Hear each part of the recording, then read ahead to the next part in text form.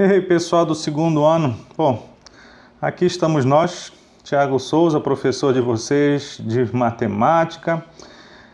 E aí estão vocês, né?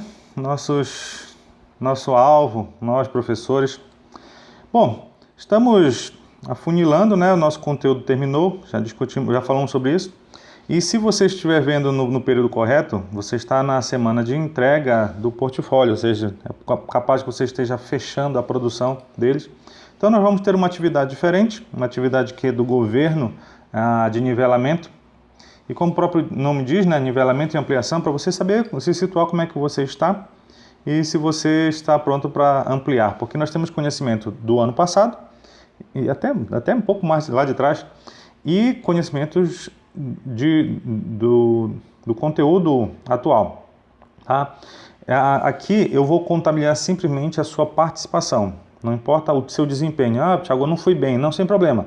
Aqui isso vai contar como ponto de participação. Mas para como é que eu posso dizer? Como você vai se sair, aí é mais com você, para que você se situe e veja se precisa melhorar alguma coisa. Bom, eu vou dar os toques nas questões, né, para te auxiliar na resolução. Olha aqui o que diz, por exemplo, essa primeira. Uma revisão de função quadrática para nós aí. O gráfico a seguir representa uma função definida de reais em reais. Observando o gráfico, qual o valor máximo que a função assume? Bom, se você for perceber, né? Quando falamos de máximo e mínimo,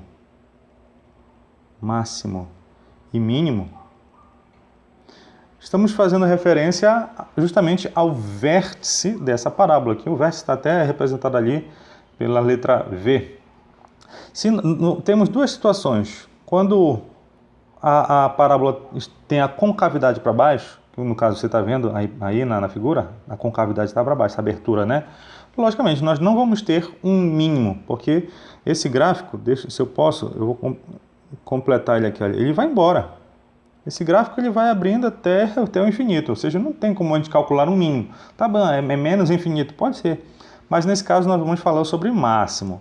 Agora, quando a concavidade é para cima, aí sim, a gente vai falar sobre mínimo, essa parte do vértice. E logicamente, você tá nítido no gráfico qual é o máximo valor que essa função assume. Essa aqui foi de presente mesmo, mas é para reconhecer gráfico. Eu imagino que você não tenha dificuldade em identificação com gráfico. Olha o segundo aqui. Considere a função definida de reais em reais, f de x igual a menos x quadrado mais 2x mais 1. O valor máximo que essa função assume é... deixa eu transcrever a função para cá. F de x ou y, né? Aí é a forma que a gente decide como vai fazer. Correto? Bom, o que é interessante a gente perceber?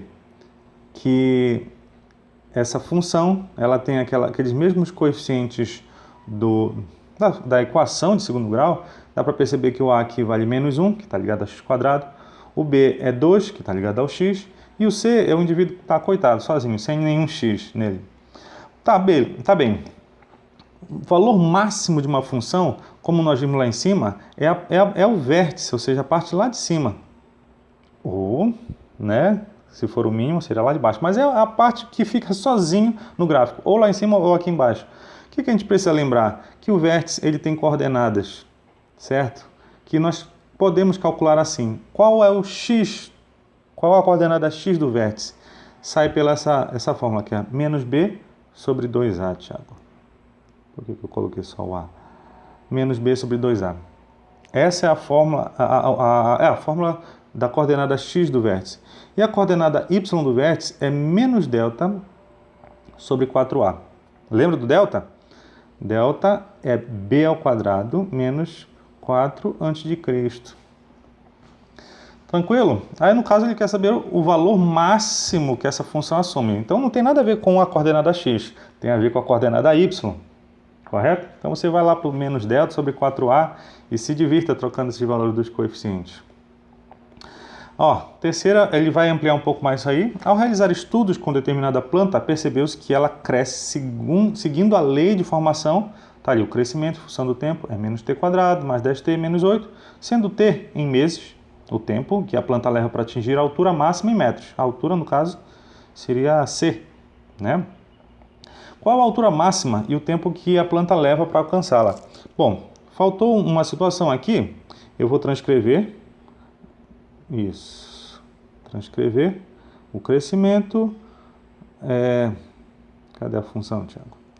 Crescimento em função do tempo, igual a menos t quadrado, mais 10t, menos 8. O que a gente percebe aqui? Que o a vale menos 1, está ligado ao t quadrado, o b é 10, está ligado ao t, e o c é o coitado sozinho lá, menos 8. Aqui, esse a, ele é primordial para nós percebermos a concavidade. Lembra? Se esse a é positivo, ou seja, se as coisas estão positivas, eu estou contente, ou seja, a concavidade está para cima. Agora, se esse a é negativo, eu vou estar triste, certo? O a é negativo, estou triste, que é o caso ali, né? Eu tenho o meu a negativo. Por que eu apaguei aquilo que está tão bonitinho? Então, sabendo que nós vamos ter uma concavidade para baixo, esse aqui vai ser o meu máximo, que é o que ele quer, que vai ter, se a gente for pensar num gráfico, né? Aqui seria o tempo e aqui o crescimento. Nesse máximo, eu vou ter um instante, um tempo em que o crescimento dele vai ser máximo. O que eu preciso? Está percebendo o que eu quero? Eu quero a coordenada x do vértice e a coordenada y. Então, quando eu calculo x, que no caso aí é t, eu estou calculando o tempo que ele está na altura máxima. E quando eu calculo o y dessa parábola, eu estou vendo quantos metros ela alcançou. Faça isso mais uma vez, aquelas fórmulas lá de cima, e assim por diante. Olha essa quarta, admita o conjunto, revisão de conjunto em ano passado, janeiro. Admita o conjunto J a seguir. Tá vendo lá? 3, 6, 12, nossa sacola aí com vários itens. Assinale a alternativa que apresenta apenas os números pares representados no conjunto J. Isso tá fácil demais, hein? Né? Estamos juntando conjuntos e uma parte, noções de conjuntos com conjuntos numéricos. Então você vai fazer um novo conjunto de números pares, vou até chamar de P, por exemplo, né? Quem são esses indivíduos que são pares? Reconheça quais são os pares lá em cima, joga aqui dentro dessa sacola, aqui dentro, né, dessas chaves, e aí pronto, não vai inventar elemento que não existe, tá? Vou colocar todos os pares. Não, tem muito par que não está ali. Bom, no item 5 nós vamos ver diagrama de Venn, né, que é esse formato aí, né, com essa linha fechada, e como é que fala? As operações, né, entre os conjuntos. Considere os conjuntos numéricos P, esse maiorzão, e o conjunto Q. Cuidado, tá? Que esse Q que está aparecendo aqui não é um elemento dentro de P. Ele é o nome do conjunto menorzinho lá. Marque a alternativa correta.